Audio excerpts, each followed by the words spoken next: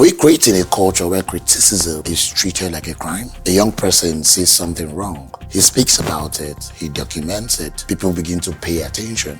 And instead of asking, is this true? How do we fix it? The response sometimes becomes suspension, intimidation, arrest, detention, or an attempt to silence the person speaking. And this brings us to Kelwizzy. Kelwizzy reportedly identified as Ezema Kelechi is a content creator who has been documenting the deplorable condition of Nsukka roads. According to his family and the Nigerian Observatory for Human Rights, he was allegedly lured out of his home on the 5th of August under the guise of a birthday shout-out. He was reportedly detained at Nsukka Area Command and later moved to State CID, and he eventually got released. The Nsukka Local Government Chairman Engr Jude Asogwa has been linked to the detention through allegations that Kelwizzy has been held over cyberbullying and allegedly misinterpreting a government road project. The chairman has denied knowledge of any physical assault. So there are still questions that need clear answers. But here is the bigger question. What should happen when a citizen says government is failing? If Kelwizzy got something wrong, government can actually correct him. If he misrepresented a project, show us facts, show us the contractor, show us the timeline, show us what has been done. If he committed an actual offense, let due process take its course. But the road does not become better because the person filming it has been silenced. And this is where Kelwizzy's story becomes bigger than Kelwizzy, because we have seen other controversies in Enugu. Remember Joy Ezeugwu, the nursing student whose video from one general hospital brought the attention to the poor conditions, including concerns about water and electricity. Instead of the conversation remaining solely about those conditions, Joy and another student, Chuku Eze, reportedly faced suspension, and Joy was later arrested and questioned following a petition. Then there was the controversy involving Nnamdi Daniel, a visually impaired UNN student who spoke about hostel conditions.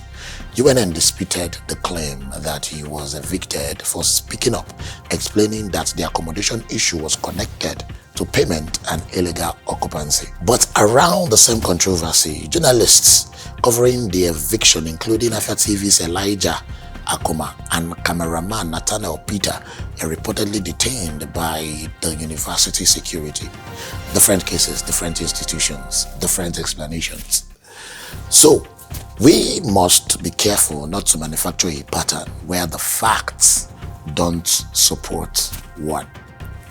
But we absolutely have the right to ask, why does this person raising this alarm so often become part of the crisis? Criticism is not the enemy of leadership. If you are a chairman, governor, university administrator, hospital manager, criticisms comes with the job. Leadership is not about how you behave when everybody praises you. Leadership is how you respond when someone says, "Sir, this is not working." The response should be, "Show me. Let's investigate it. Let's fix it." Not, "How do we silence this person?" And let me be clear. Citizens have responsibilities.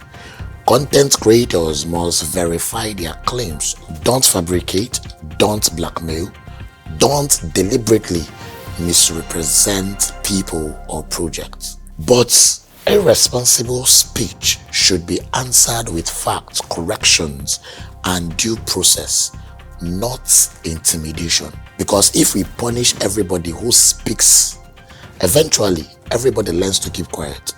The nurse sees the problem and keeps quiet. The student sees the problem and keeps quiet. The driver sees the bad road and keeps quiet. The young person sees something wrong and says, "I beg, I cannot involve myself. I don't want to holler."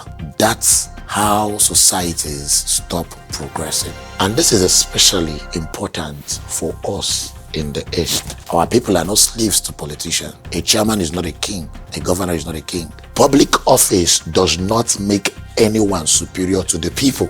We are the citizens. We have right to ask questions. We have right to demand better roads, hospitals, schools, public services. So to those in power, don't be afraid of the people's camera. If the road is bad, fix the road. If the hospital is failing, fix the hospital. If the hostel is bad, fix the hostel. Don't become more concerned about who exposed the problem than the problem itself. Because bullying, intimidation, and strong hand in politics will not develop the Southeast. What will develop us is leadership that can listen, leadership that can accept criticism, leadership that can admit mistakes, leadership that understands that the people are not enemies of the government.